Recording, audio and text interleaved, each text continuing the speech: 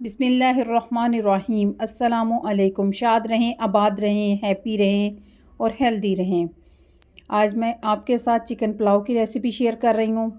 मैंने यहाँ 2 medium size के प्याज लिए, उनमें मस्टर्ड ऑयल डाला और इसी फर्स्ट स्टेज में मैंने इसके अंदर साबुत गरम मसाला या खड़ा गरम मसाला डाल दिया। मैं यहाँ पर ज़ीरा, लौंग, दालचीनी और बड़ी इलायची का इस्तेमाल कर रही हूँ। इससे चावलों में टेस्ट बहुत अच्छा आता है।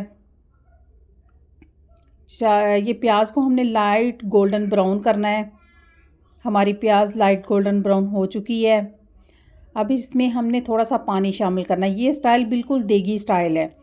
अब इसके ऊपर हम ढकना दे देंगे और प्याज का सारा कलर पानी में निकल जाएगा। इसमें अब हमने चिकन और साथ ही अपना अदरक लहसुन का पेस्ट भी शामिल कर देंगे, क्योंकि दोनों चीज़ों की इकट्ठी भुनाई हो जाएगी। अगर हम अदरक लहसुन का पेस्ट पहले और बाद में चिकन शामिल करेंगे, फिर चिकन को गलाने में, अदरक लहसुन के पेस्ट की भुनाई में बहुत टाइम लग जाएगा। मैं यहाँ पर 2 टेबलस्पून अदरक लहसुन का पेस्ट शामिल कर रही हूँ। माशाल्लाह इसकी 5 से 7 मिनट हमने भुनाई की है। उसके बाद हमने आलू बुखारा और अपने टमाटर और हरी मिर्चें डाली हैं। मैं यहाँ पर बड़े बड़े पीसेस में ले रही हूँ। अगर आपको पेस्ट की शक्ल में पसंद है तो आप यहाँ पर पेस्ट डालें। तकरीबन 2-4 मिनट भूनने के बाद अब मैं इसमें 2 टेबलस्पून बिरयानी मसाले के,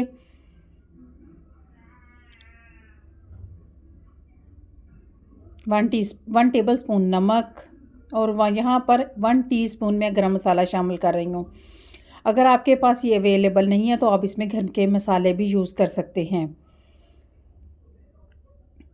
घर की नमक, मिर्च, हल्दी, जो आम हमारे यूज़ के इस्तेमाल के मसाले हैं वो भी इनमें आप डाल सकते हैं। इनकी अच्छी तरह भुनाई करनी है। भुनाई को थोड़ा सा टाइम देना है ताकि आपका चिकन भी गल जाए। फिर आपके जितने चावल हैं आप उसके अकॉर्डिंग पानी इसमें डालें।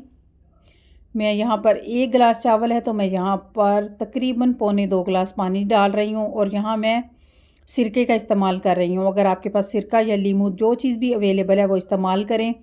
इससे चावल आपके बहुत नरम व मुलायम और खिले हुए बनेंगे। चावल आपकी गुठली नहीं बनेगी।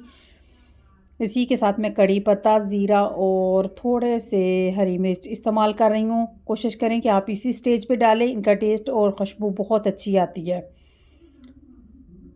पानी को बॉयल आने के बाद मैं इसमें चावल शामिल कर रही हूँ।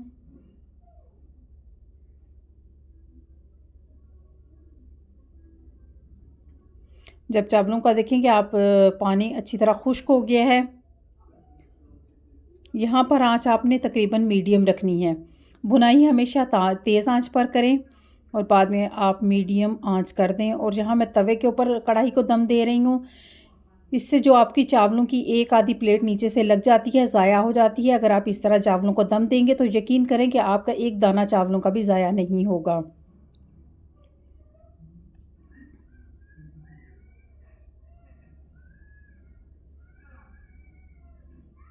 देखें हमारे कितने प्यारे चावल बनकर तैयार हो गए हैं। माशाल्लाह लजीज़।